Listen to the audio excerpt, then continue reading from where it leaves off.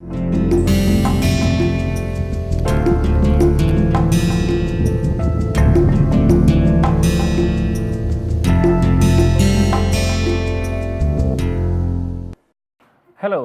welcome to Introduction to Composites. Today is the second day of the second week of this course, and what we plan to do today is extend our discussion which we initiated yesterday, that is about glass fibers. Specifically, we will start discussing the production process associated with glass fibers. So, how are glass fibers made? How are they made? Okay. So, this method, I am not going to provide a lot of details about this method, but general idea we should have. So, and this method is used to produce both continuous fibers as well as staple fibers or short fibers. So, the raw material used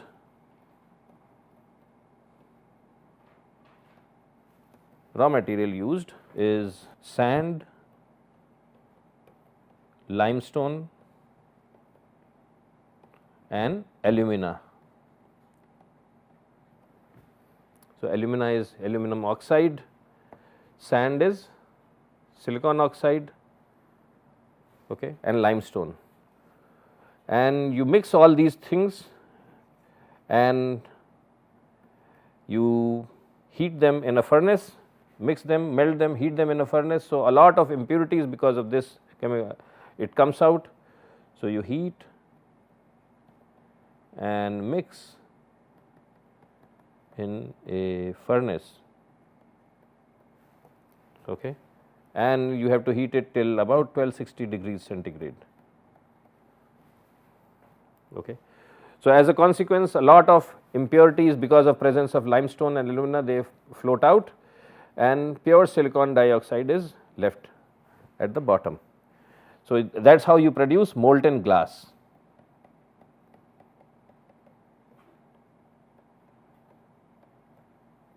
Because sand has a lot of impurities. So, the aim is to get rid of these impurities from the sand. Now, this molten glass, it is in molten state, fluid state. So, either you make directly fibers from them, fiber drawing facility,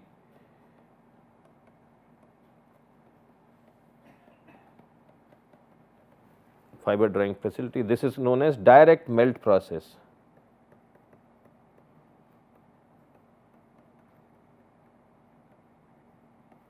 Okay, direct melt process, and especially if you are trying to make continuous fibers.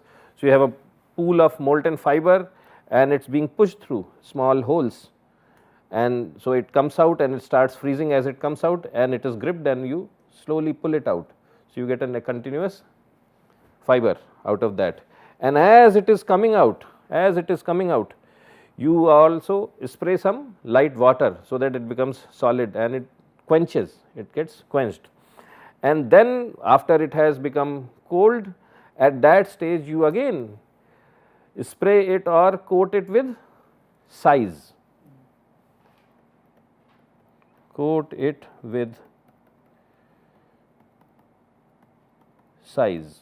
Okay. So, what does this do? It protects it from abrasion,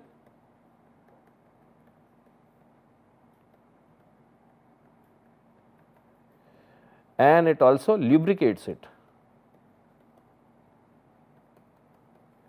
So, this is very important, otherwise if you ship a lot of continuous fiber and after 2000 kilometers several days, it would be broken into small pieces. Okay.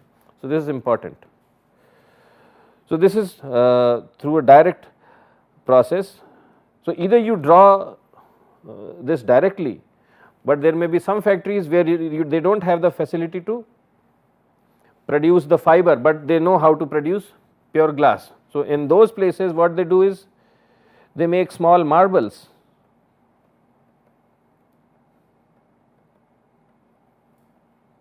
of glass,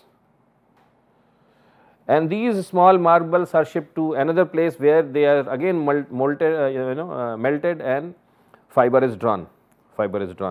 So, in this way you make continuous long fibers. Okay. If you have to make staple fibers, what happens is, so suppose there is, this is a die and fiber is coming out of from here, so fiber is, so on this side you have this molten glass and through a small extruding hole fiber is coming out. To make staple fiber,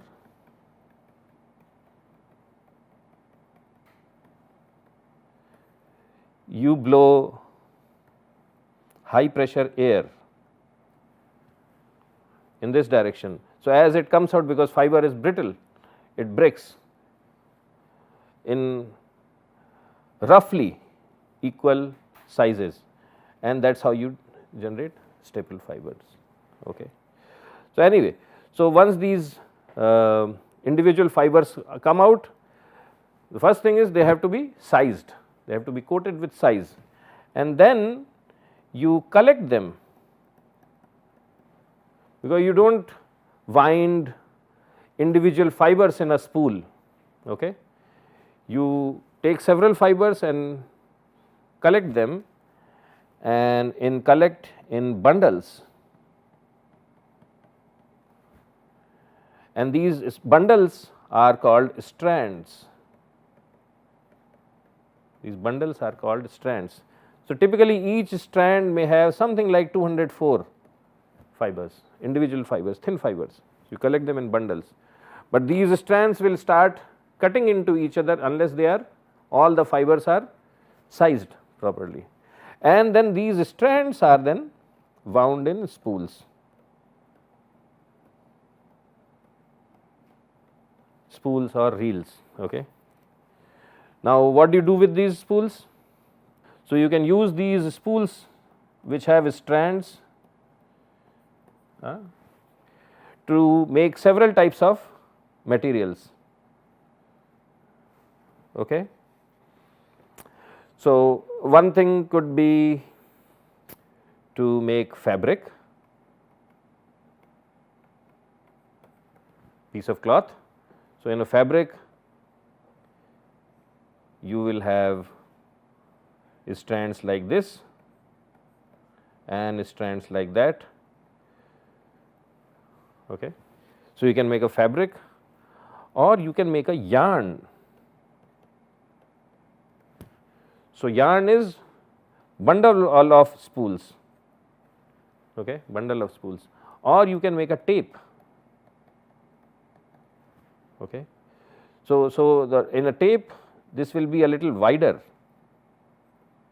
So, bundle of yarn is, the overall thickness of this yarn is not a whole lot, but this tape may be 10 millimeters, 15 millimeters wide, 5 millimeters to 10 millimeters wide.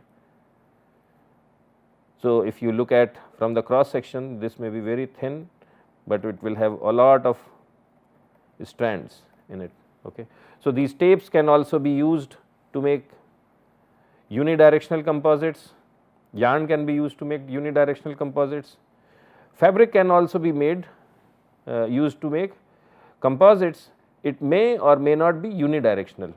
When I say unidirectional, if there are a lot of fibers in one direction, but very few fibers in the other direction, then it is more or less unidirectional. So, or if the number of fibers is almost equal in both the directions, then they will not be unidirectional layers. Okay. So, that is, so this is what you do with spools, and so that is there. We have already talked about sizes, and we have also talked about coupling agents.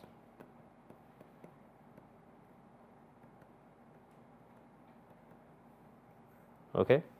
So, once the fiber comes to the place where it is being used to make a composite, you have to remove the size. Okay. You have to remove the size. For instance, if you have starch which is covering the fiber, starch by itself can absorb a lot of moisture. So, that will make things bad. So, you have to first is you have to remove the size, and lot of times that is done by heating the fiber, and these sizing agents degrade at few hundred degrees centigrade. So, they get degraded, and then you provide a coating on these fibers using siling these coupling agents, and a class of or a category of these coupling agents are something like silane agents. Okay. So, sizing is removed by heating, maybe between 300 to 350 degrees centigrade for 15 to 20 hours. So, if you have some starch sitting on it, it will just degrade and decompose, and it will just go away, oxidize, and it will go away. You do not worry about any residues and all that. Okay. And then you put coupling agents on them to ensure a good bond between the fiber and the matrix, and also these coupling agents ensure that the fiber does not attract a lot of moisture. So, it also protects them from moisture. So, this is all about glass fibers. Lastly, I wanted to give you some details on properties of glass fibers.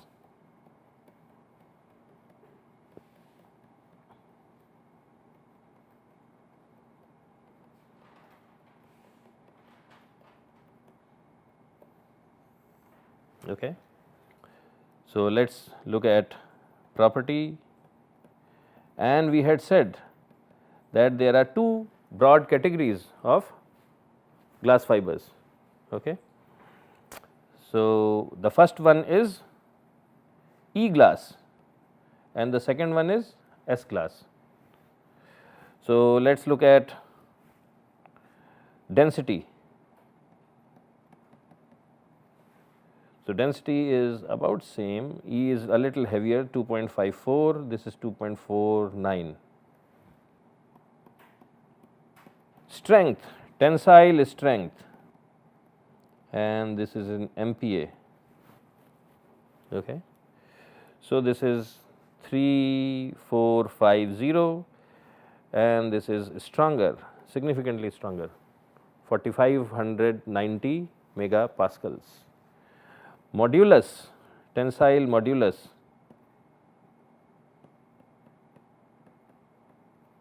this is in GPa. So, this is 72 and this is 86. Diameter, typically when it is being produced, and this is in microns, micrometers or microns. Okay. So, there is a lot of variation, 3 to 20 microns, and this is 8 to 13 microns. And the last thing is coefficient of thermal expansion, and this is into 10 to the power of minus 6 per degrees centigrade. So, E glass expands more significantly compared to S glass. So, you would wonder what is the difference between E and S, because especially these properties, strength, CTE, even modulus, they are significantly different. So, the main thing is in their chemical constitution. So, if you look at E glass and if you look at S glass, so these glasses are made from different types of oxides of metals and silicon. So, let us look at, so one component is silicon dioxide. So, this is about 54%, but this is more 64%. Okay. Aluminum oxide, this is about 15%. So, I am just rounding these numbers, and this is about 25%. Okay.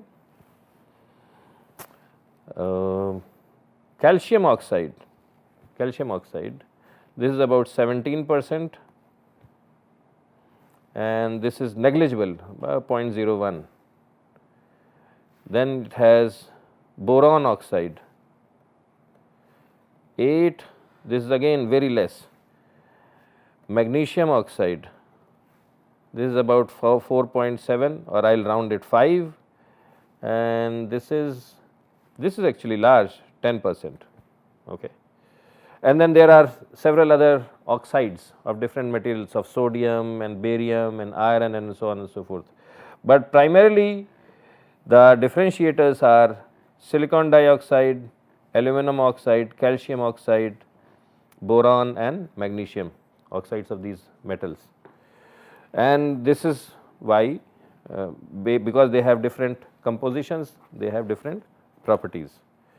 So, this is all about glass fibers which I wanted to share with you, and next what we will do is we will start discussing graphite fibers or carbon fibers. So, in the remaining part of this class and also in the next class we will discuss graphite fibers.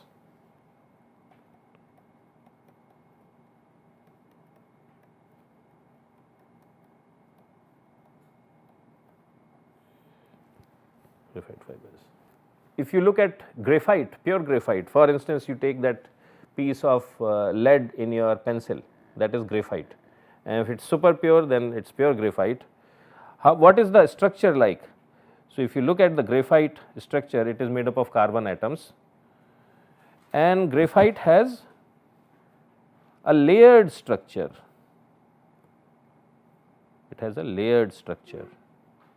So, I will try to make that kind of a structure.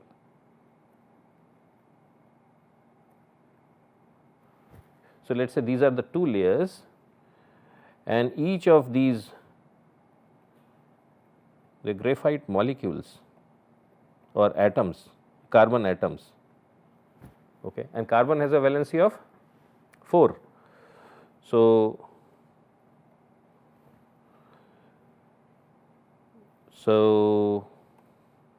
this is connected to this,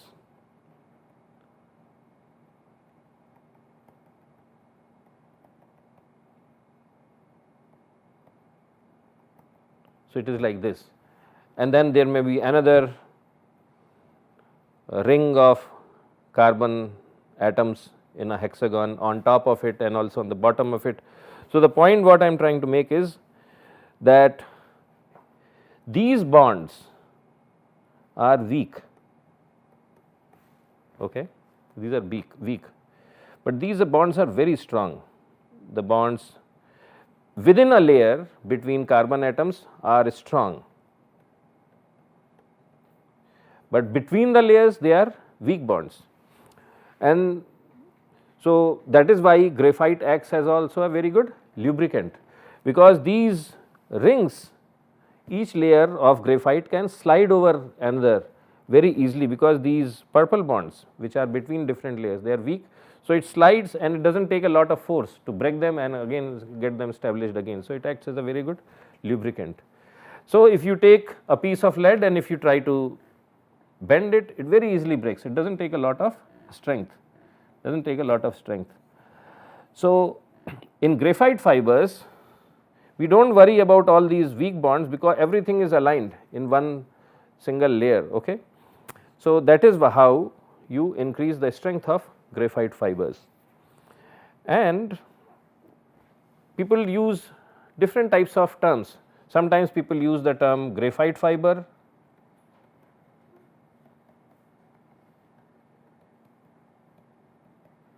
and other times they use the term carbon fiber.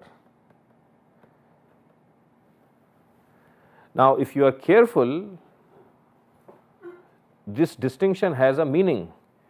In a graphite fiber, the percentage of carbon is more than 99%. Okay. So, it is almost 100% carbon. In carbon fiber, this percentage of carbon is not that high, it may be anywhere between 80 to 95%. You may use them interchangeably, but that may not be accurate. So, if you think that in the fiber you are dealing with carbon for percentage is 80 to 95, the name for it should be carbon fiber. If it is super pure carbon, then it is known as graphite fiber. Greater than, okay, I am sorry. So, this should be greater than, okay, greater than. These fibers, so several points about these fibers. So, they are much more expensive, very expensive relative to glass. Okay. Now, whether you get 99% carbon or whether you get 85% carbon in your fiber, it depends on the production process.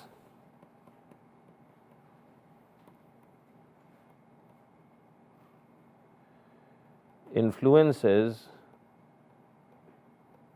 carbon content.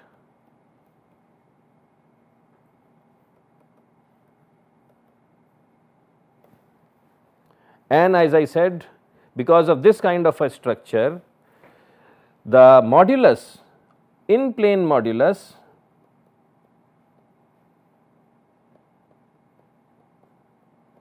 is very high. In plane modulus is very high, because I have to, if I have to bend this ring, it will take me a lot of force, but if I have to bend, if I have to make layers slide over each other, it does not take a lot of effort. So, in plane modulus, which means in the plane of these rings, the modulus of the material and also the strength is very high, but out of plane modulus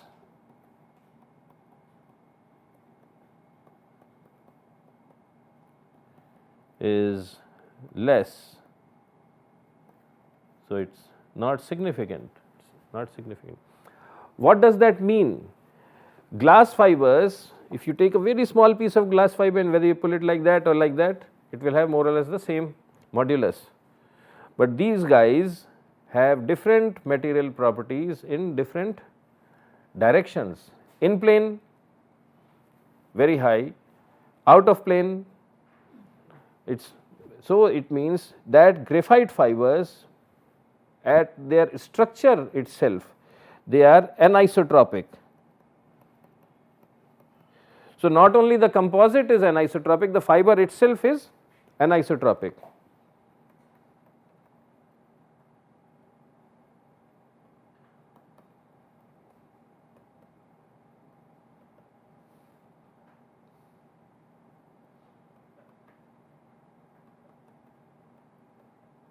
So, the fiber itself is anisotropic. So, this is something we have to remember. So, this is a very brief introduction of graphite fibers. We will continue this discussion tomorrow as well, and we will learn how these fibers are produced, different ways of producing these fibers, different raw materials are used to make these fibers, and what kind of material properties we have associated with these fibers. So, that concludes our discussion for today, and I look forward to seeing all of you tomorrow. Thank you.